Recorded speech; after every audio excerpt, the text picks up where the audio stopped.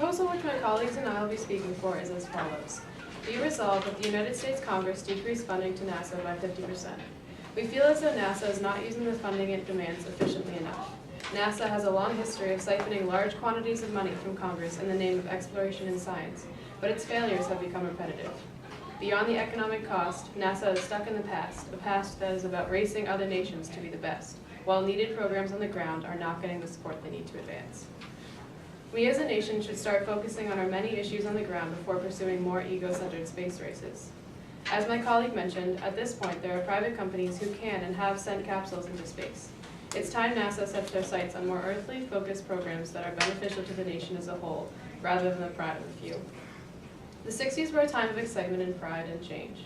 Many things did change throughout that decade and have continued to since. How is it that the mentality of NASA has remained stagnant? In response to the question of how the American people might react if the next man on the moon were Chinese, Jerry DeGroot, author of Dark Side of the Moon, The Magnificent Madness of the American Lunar Quest, said, "Why are Americans so insecure?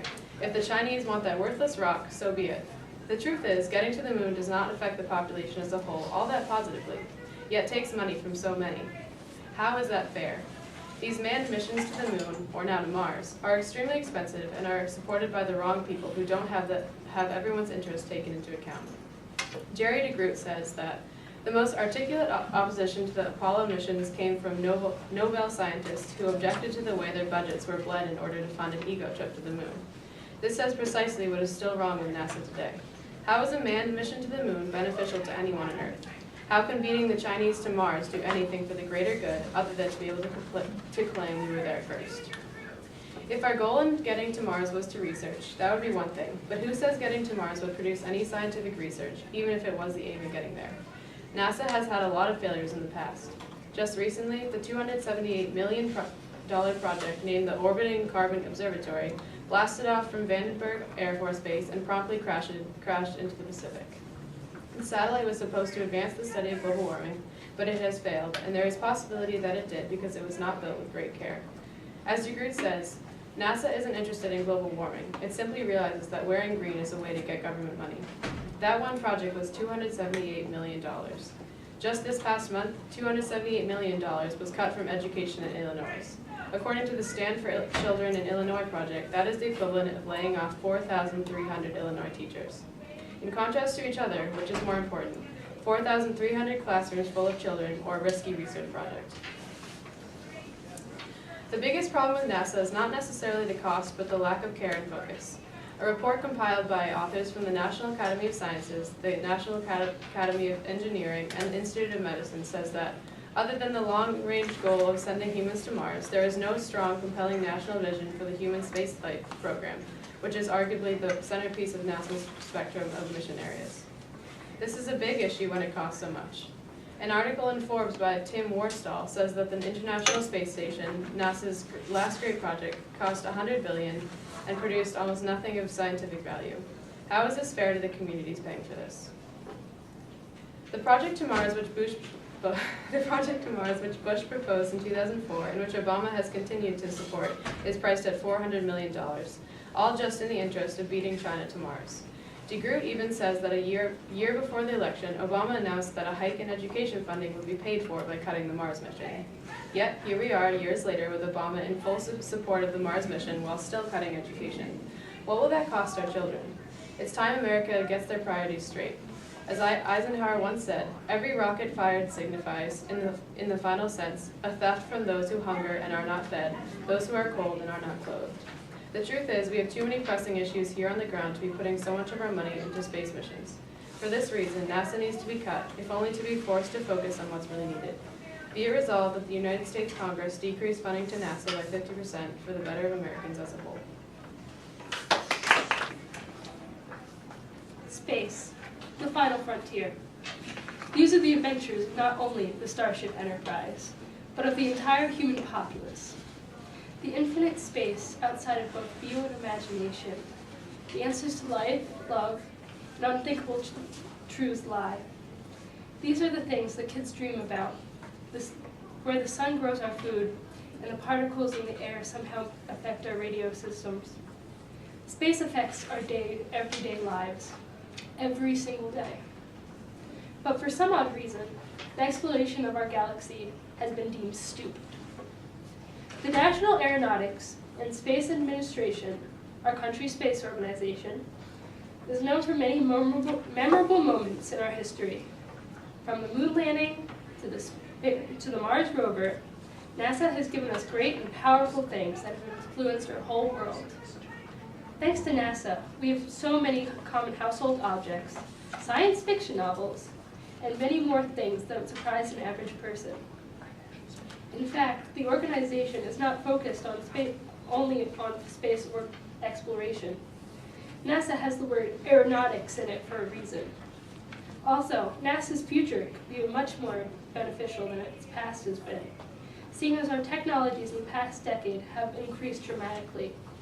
All of these reasons and more are why you, the voter, should vote against the proposal.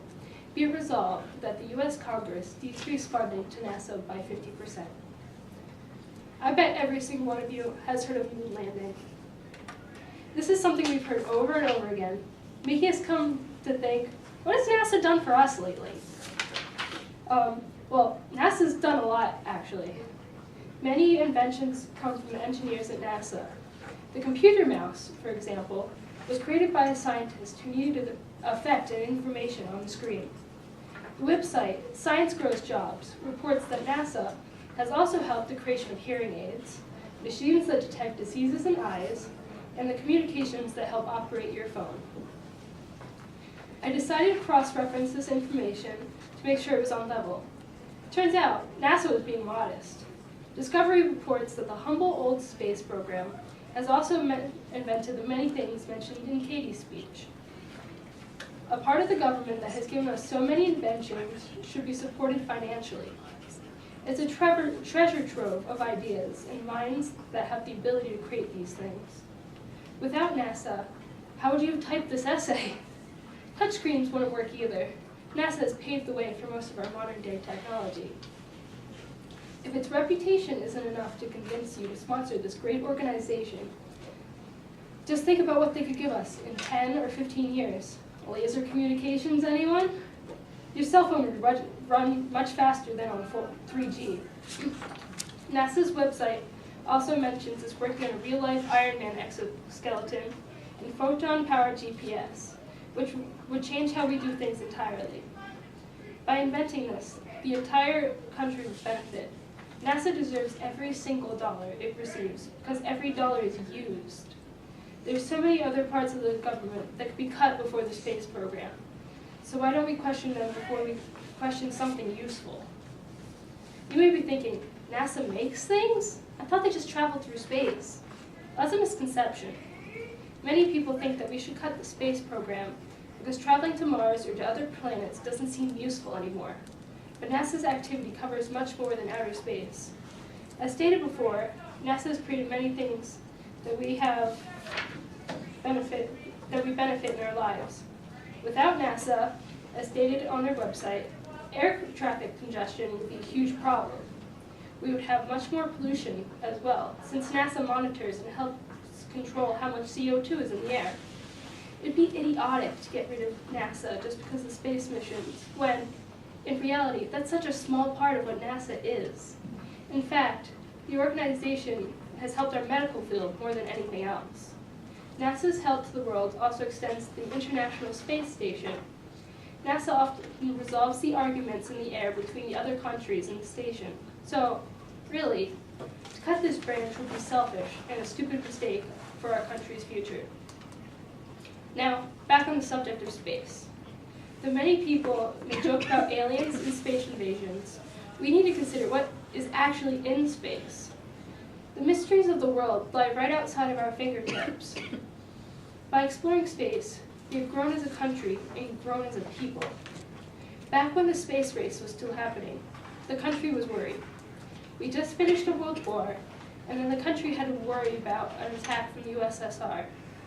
Let's just say, everyone was a little bit tense. But then, on the television screen, two little men bounced on the rocky surface of the moon, and the country was won. Americans have been united over the exploration of new land.